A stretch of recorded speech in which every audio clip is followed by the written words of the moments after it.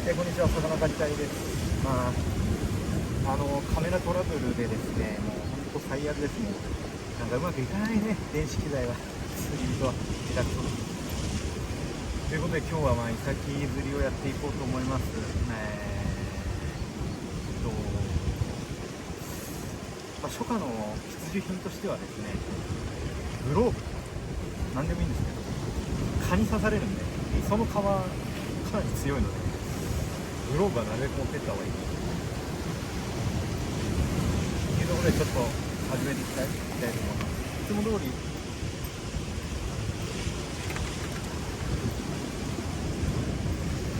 リアルさんの、12号のカゴ、12号の浮きでやっていきたいと思います。浮き下はカゴまで竿1本、ハリスは2キロ、針はグレバリ6号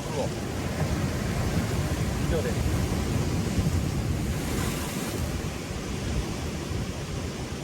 よろしくお願いします。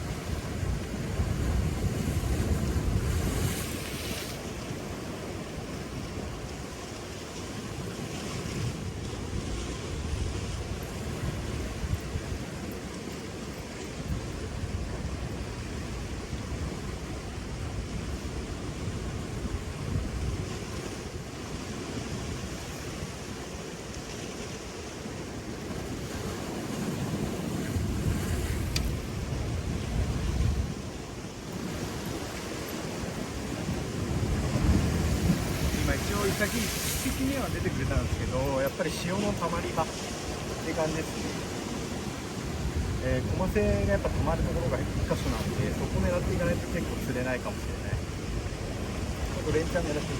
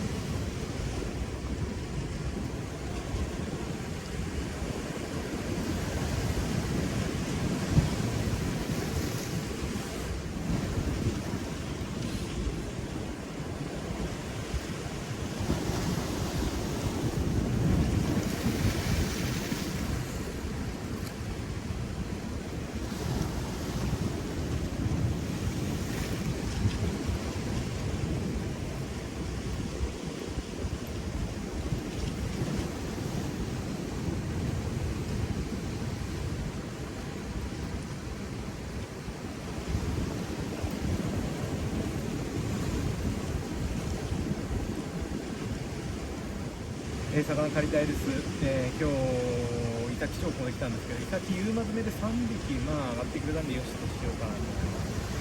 ちょっと潮の動きがちょっと良かったり悪かったりで、動く時間とソフリを狙ったんですけど、ソフリの時にやっぱ使わないですね。でちょっと時間が経つとうまく来てくるみたいなので、活性がいまいち上がってない感じでした。あとお腹がちょっと来てるんで、やっぱりお腹便利な人になってきたのかなと思います。沖にはお腹が来ます。イタキ今日3つですね。こんな感じでちょっとこじんまりしてるんですけど、シーズンで出てくればもうちょっと腹パンパンでサイズもでかいのが釣れるのかなと思います。一応今日はこんなところで、あれしようかな。3つだけ夕間詰め3時からね、苦しいここですね。今日こうしたちょっと暗くなる前に帰りたいと思います。じゃあ今日はありがとうございます。